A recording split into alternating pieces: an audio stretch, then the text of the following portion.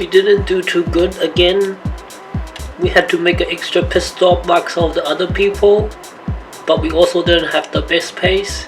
We were about 1 second slower than others. Our best lap was 55.3, while others were 54 and 53.5. We were expecting to finish at least 5th or better, but we didn't. And then if you look at the people who had a best pit time of more than 23 seconds, you can see from 5th place onward, everyone didn't have to make an extra pit stop. You can see from the race summary, we pit at lap 38, but it started raining at lap 42. And then all of those people actually made it to lap 42, and then they ran out of fuel or something, and then they pit for the rain without making an extra pit stop. That saves about 45 to 50 seconds. Our driver also made a mistake again in the race. So it's quite disappointing considering he has 120 concentration and high experience. Normally we don't expect a driver with the stats to make any mistakes with low risk settings. Suppose that we need 160 concentration or more, otherwise the driver may make mistakes, and experience is not all that relevant to performance, but there is some links to it. At the start of the race we got overtaken instantly, and then our lap times in our best lap is much slower than others, so that's why we dropped down to 8th and 10th place after the race start. So we're at lap 35, a bit before the rain happened.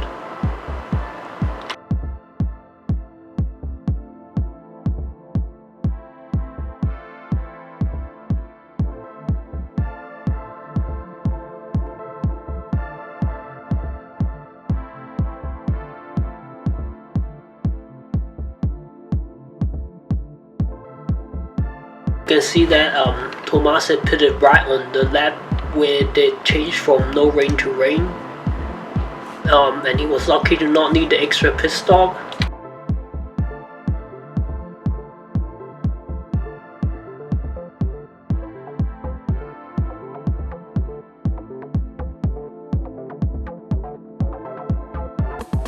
If we look at Bruno Gallerio, finished 4th place, and he did have to make a pit stop before the rain, but he still finished much quicker than us because he has good pace. And I think he chose similar to a 2-stop strategy, because with a 2-stop we would pit the second lap at 38 to 39. You can also see that in 7th place Chicana also pit before the wet lap, and you have to make an extra pit stop. You can see that I pit again on lap 42, and then Chicana was like 30 seconds quicker than us, though he also had to make an extra pit stop. So you can see clearly our car didn't have the pace in this race, but it's also a lot handling based, and our car is power and acceleration mostly. And when we compare to our teammates, our lap times weren't all that good, and then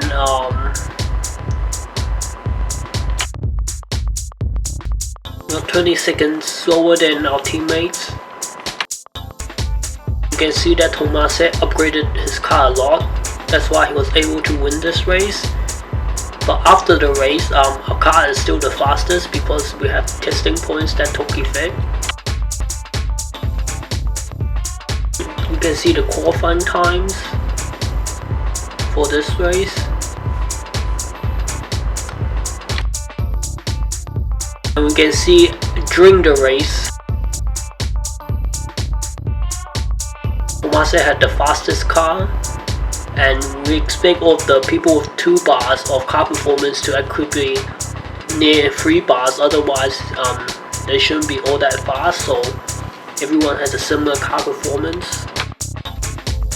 And we can see we're the only one who has done more than 210 laps of testing, but we are lacking behind, and testing is only good for like mid-season from race 8 to 10 to 11 onward, And if we're looking at only raw performance, then only testing until 6 to 8 car points in each category would be most optimum. So we have to change our strategy from initially participating to do a lot of testing to doing less testing and upgrading car parts, because everyone is so competitive. It's like out of the blue competitive, so we have to do less testing and look at short-term to medium-term performance. Otherwise we won't be able to promote the season. Currently our standing is looking very poor. Then sponsor negotiation needs some attention.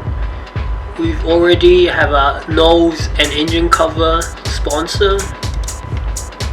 So this one is for the engine cover. So I have to choose the rear wing or the front wing. I think the front wing has a bit more money. We'll do front wing.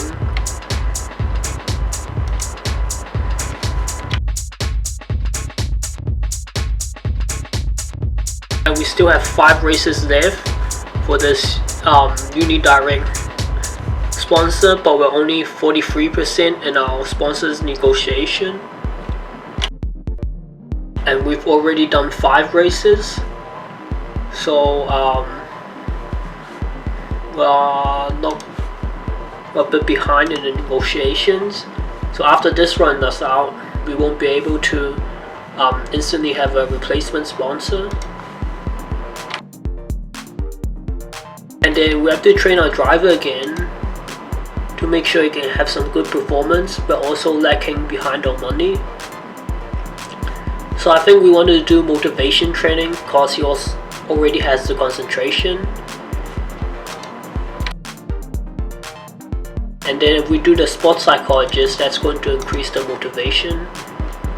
I think at the start of the season, if we chose to do motivation training instead, then our driver would potentially have even better instant performance, and doing better in the race allows him to gain more stats, and we will have a even better season.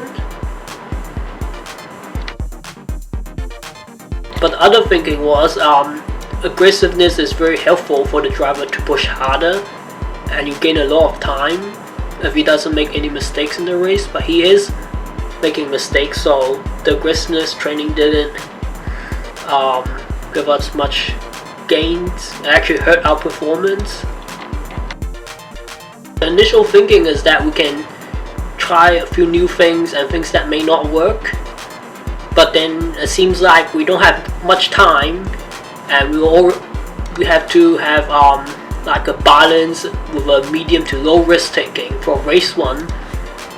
Otherwise we become like right now, and we are lacking behind in points, and we don't have a good standings, and it might be difficult or impossible to promote to next group from rookie to amateur.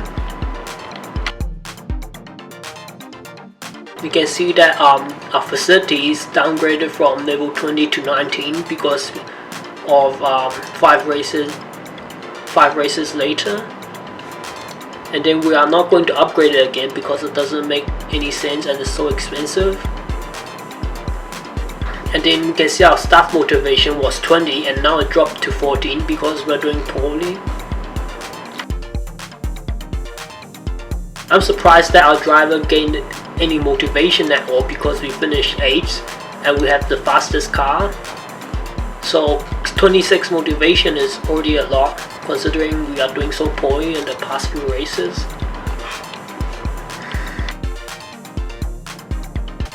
You can see this track is power and acceleration based that we are going to do soon, and we've entered downforce, overtaking and all of that into our calculator tool, and we calculated that without any fuel load it's about 1.33, and accounting into fuel it's about 1.26. And we know that from past races 1.33 indicates that 1 and 2 stops have similar performance, and we can see at its Istanbul it's 1.33 and it has a similar track characteristics, and we did a 3-stop strategy and had similar performance to 2-stop. The 2-stop may have a bit better performance.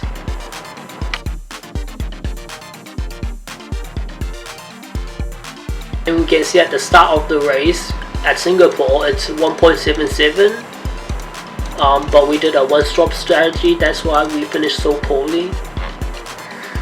At that time we didn't use numerical numbers to denote the downforce, overtaking and tire wear. We just use we just look at it to see if it's medium or not, if it's medium, high or low, and then we made a decision. So it wasn't accurate enough and it didn't give us a good insight. I've also had a look at the tire wear and the fuel load from the calculator tool, and we've already entered the values into our tool, and then we are considering doing a 2-stop using soft tires, and then we already know that we want to do 23 and 24 laps and have 2 more laps than the 69 total laps.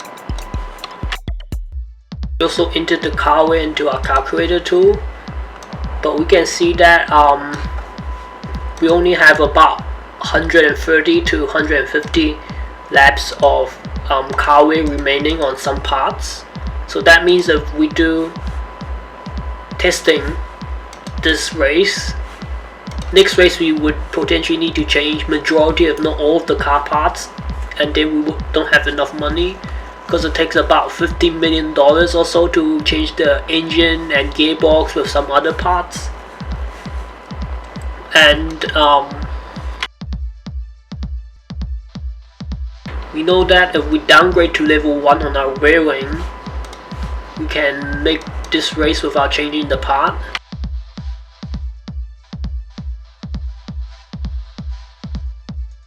The problem is that we lose a lot of performance. If we look at the PHA tool on this calculator, we can see that if we downgrade our rear wing from 3 to 1, we lose about 6 points in acceleration, and that would reduce our chances of winning. You can also see from our money, if we finish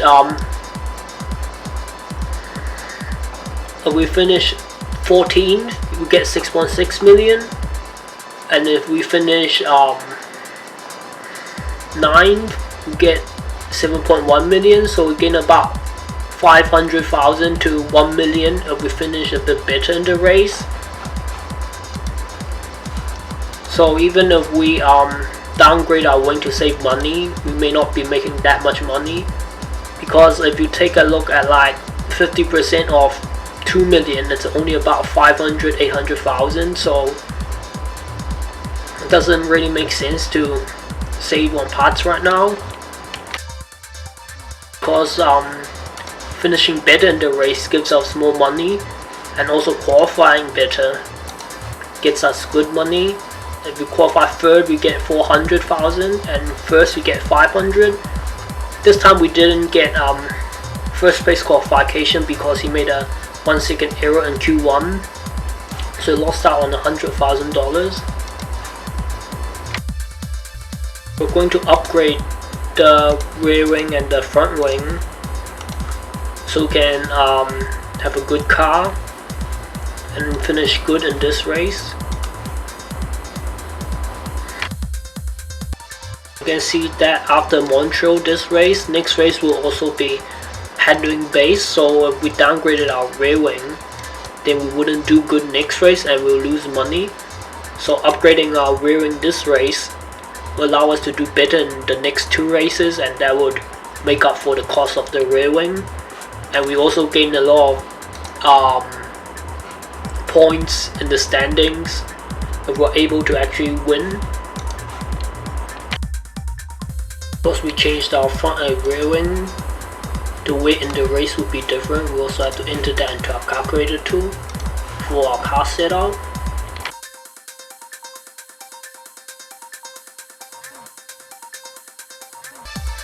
Going to find the setup for the car.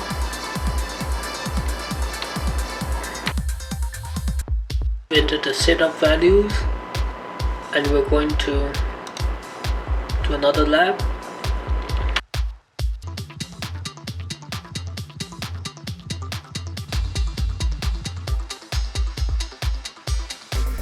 Enter the final setup, and we're going to find the wing split.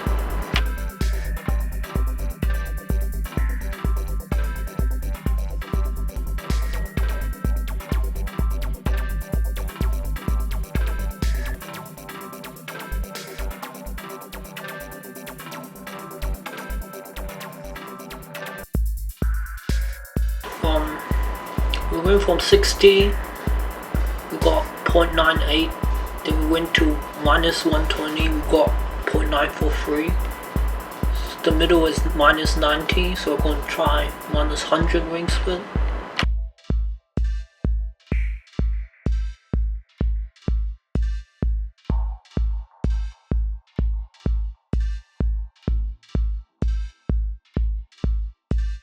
And we got the best time using this setup.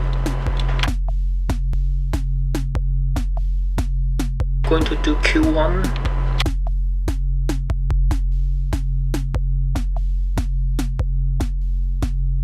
Surprisingly, his Q1 time is better than his best net time. Out of 100 qualified managers, 170 we ranked top 9, and most of them are 0.3 seconds or slower. We were only 0.9. So about only 0.5, 0.6 seconds off from the best of top 10. So you may potentially have a good race. We want to do 23, 24 and 24 laps to have 2 more laps than the total laps. And we want to do boost laps in the first stint. And we know that's 78.6 liters of fuel. And we entered the temperature difference from Q1 to Q2 is 6 degrees more into our calculator tool to get a difference in setup.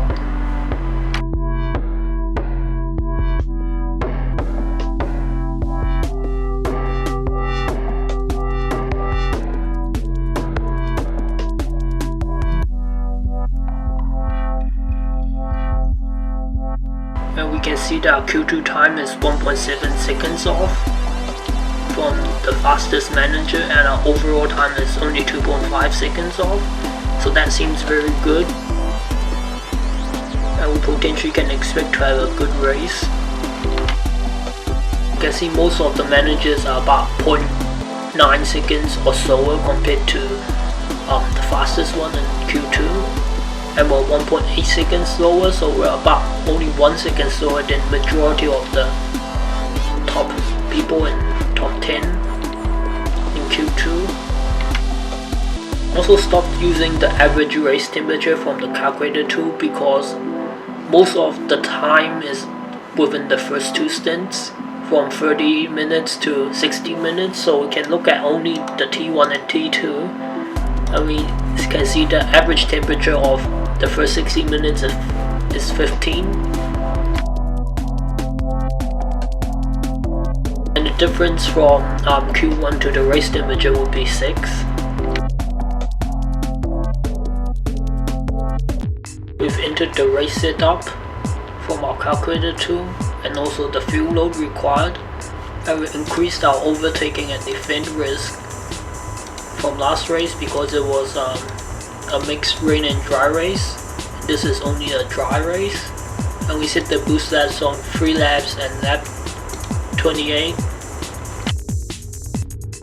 We are going to make them boost for all 3 available stints. This way we can have the best performance. None of our car parts have a high wear, so we can do boost laps.